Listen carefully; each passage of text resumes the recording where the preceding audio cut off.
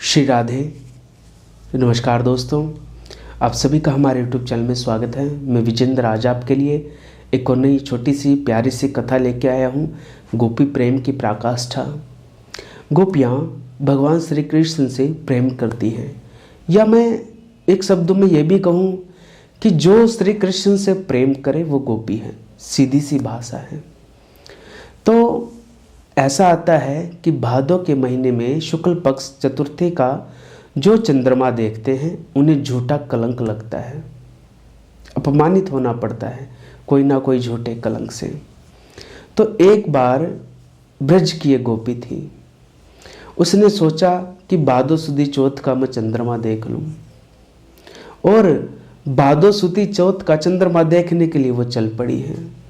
सभी सोचते हैं, अरे पागल हो गई है क्या, ये चंद्रमा तो जो भी देखता है उसे झूठा कलंक लगता है, और ये चले जा रही है, जानबूझ के देख रही है। तब श्री नारद जी आए हैं।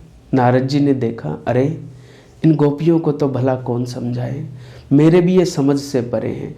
जाकर के उस गोपी के पास गए और जाकर के कहा कि अरे गोपी तू कहाँ जा रही है।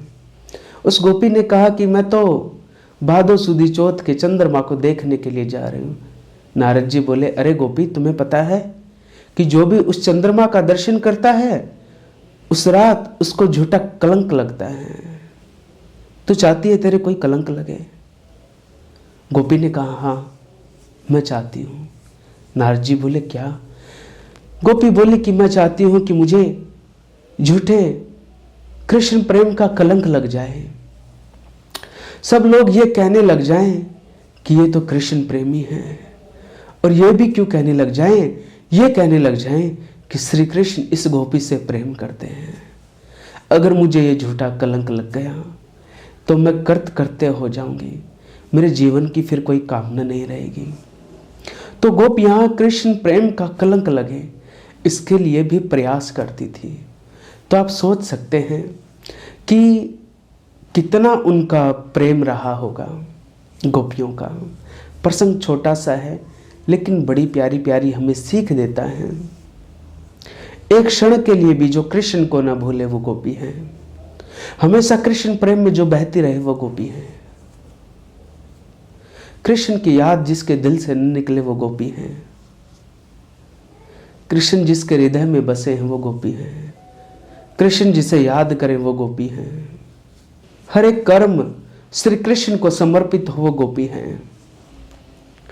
गोपी की कोई एक परिभाषा नहीं है, बस सीधा सा अर्थ है कृष्ण प्रेम। यहां गोपी को नहीं है, हर एक जीव जो सकाम ही सही, ध्यान देना। कई लोग कहते हैं कि हम तो कामना करते हैं क्या भगवान से प्रेम करें। अरे भाड़ में गई कामना, तुम प्रेम तो करो। तो ये गोपी प्रेम का छोटा सा वीडियो, छोटे से प्रसंग, ज़्यादा जानना भी मत, ज़्यादा पढ़ना भी मत, बहुत ज़्यादा सुनना भी मत। कई लोग कहते हैं कि हम इतना भगवान के बारे में सुनते हैं, इतनी किताबें पढ़ते हैं, क्या करोगे? बोझ हो जाएगा दिमाग में। कम में रहना, कम में जीना। जितना मिला है काफ़ी है, जो प्राप्त है पर्याप्त है, क्योंकि कलयुग में केवल नाम का सहारा है। आप जो भी काम करते हैं उसमें कुशलता लाइए, वही आपका योग हो जाता है श्रीमद् भगवत गीता के अनुसार। और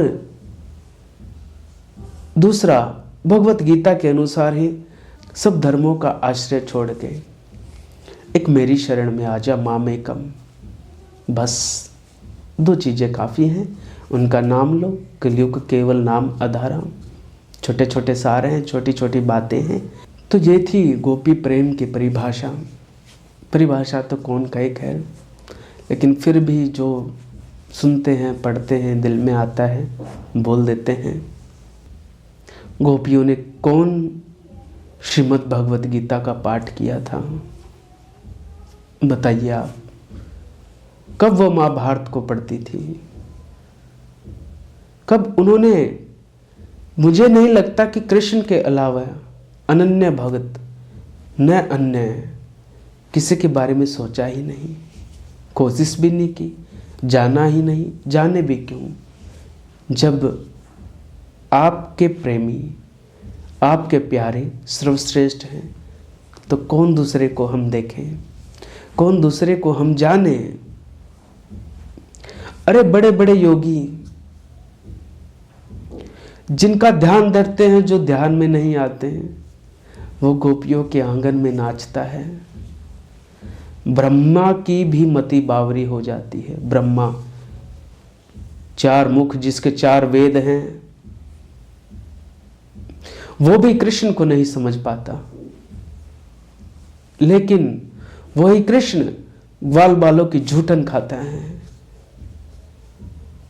उनके साथ बैठता है, उनके साथ बातें करता है। तो गोपी प्रेम की तो बात ही अलग है। तो ये प्रसंग छोटा सा मैं आपके लिए लेके आया। आगे भी कुछ कथा कहानियाँ, किस्से, प्रसंग आप तक लाता रहूँगा। आज के प्रसंग को यहीं विराम। आपको मेरा प्रणाम। जय श्री राम, जय जय श्री राधे।